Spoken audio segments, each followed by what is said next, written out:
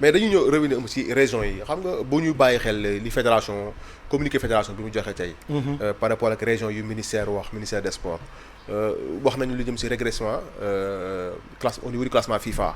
C'est vrai que c'est un constat Sénégal classement FIFA wàcc déjà bii passé sax dañoo perdre 2 places mais également quand on parle de lu jëm ci wàllu désamour public bi wala pression bu public bi di teg un peu bi li ñu remarqué temps yi loolu est-ce que loolu doon na lu argument yu solide la tey yow léegi si li nga jàpp sa gis-gis est-ce que argument yu solide la pour mën a bañ a renouveler contrat sélectionneur.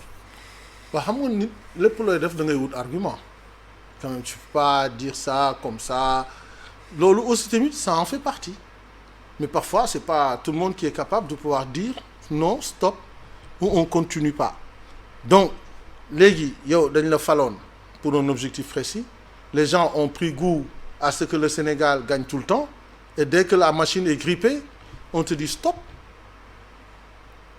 et à un moment donné c'est comme ça on se sépare ku nekk daal di jël sa yoon daal di dem loolu mooy àdduna aussi on a beau vouloir expliquer et tout mais tout le monde sentait venir. Ça c'est vrai.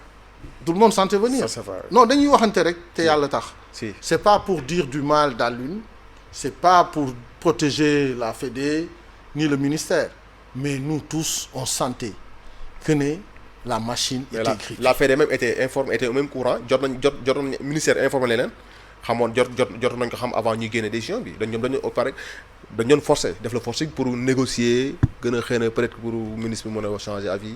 mais pour man négociation weesuwul nga toog ak sa kilifa ngeen waxtaan parce que da nga ko proposer renouvellement déggoo ci dara. mais am naa sañ-sañu woo ministre bi. ne ko waaw man sama dossier bi ma la yónnee.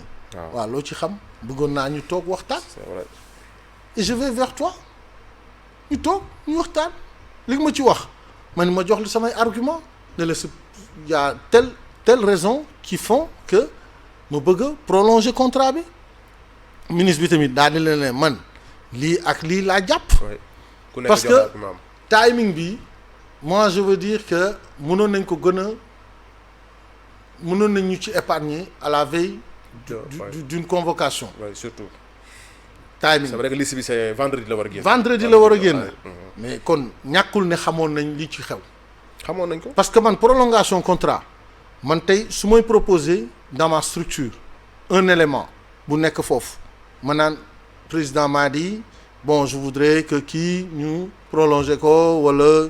ñu recruter keneen wala nii wala naa wala nële mais su ma ko soumettre de aw ma ci retour mais am naa droit nag daal di ko interpeller na ko waa mais man sama dossier bi ma la dénkoon man waxaw ma ci te échéance yi dafa jege dafa xat il faut ñu wax ci loolu moom dina ma woo dina ma wax wala man ma wax ceeg moom à partir de ce moment je pense que ne bu boobaa war nañu mën a fexe ba timing bi. du demee nii parce que fi mu nekk nii on est à 48 heures de la publication de la liste. à moins pratiquement 8-9 jours du match contre le Malawi. Voilà maintenant comment les joueurs vont réagir comment ils vont percevoir cette décision comment ça va se passer tout ça ce sont des choses qu'il faut savoir anticiper dans le management le timing comme le casting qu'on va mettre en place plus tard. Ouais. On aurait dû, s'il y avait des échos qui n'étaient pas favorables au renouvellement d'Alioune, qu'on se dise quelle est l'autre alternative, le plan B. Qui c'est qui va prendre l'intérim, assurer l'intérim en attendant qu'on nomme quelqu'un d'autre, qu'on l'officialise. Bien sûr.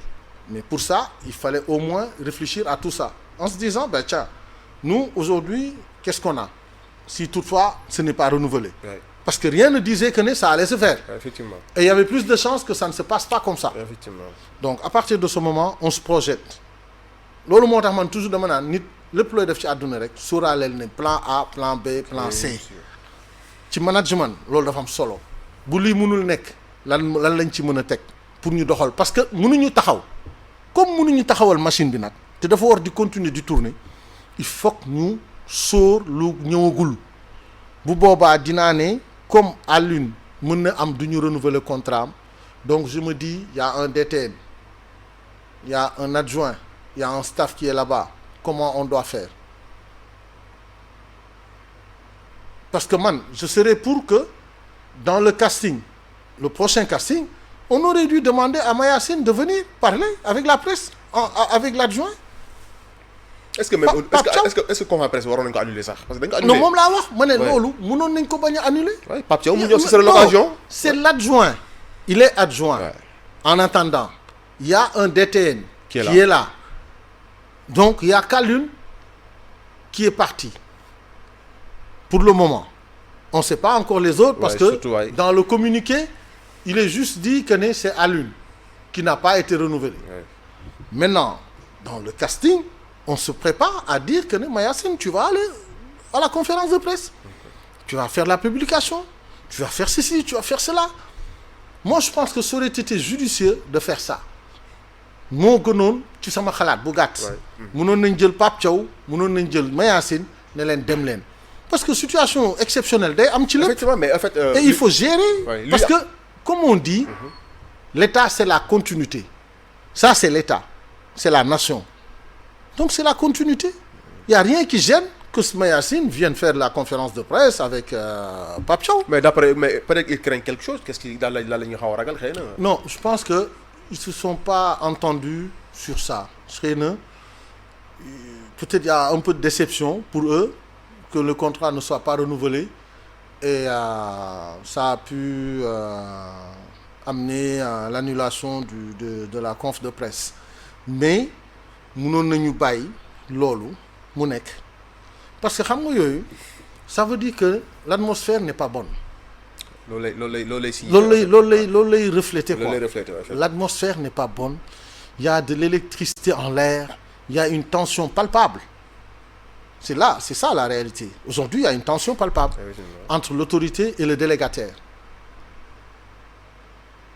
Donc yooyu waxtaan la rek parce que am na loo xam ne Youssou Ndour da koy woy ci benn woyam nee na bu waxtaan amee solution mën na ne.